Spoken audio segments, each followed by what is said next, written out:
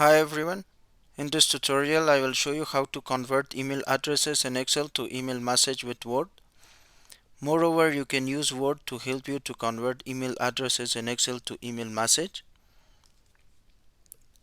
Copy and paste email addresses from Excel to Word document as keep text only. Select the emails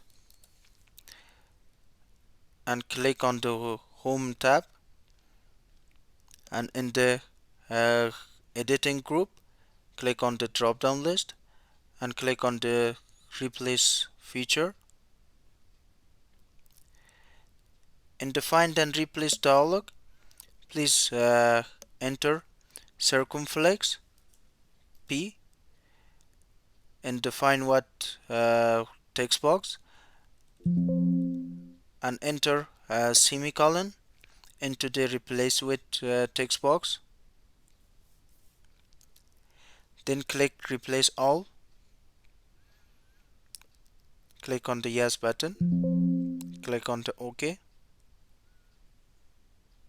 Click on the close button to close the find and replace dialog box. And now you can copy the email addresses with the semicolon to the email message, as you can see. Thanks for watching, and don't forget to subscribe for more videos.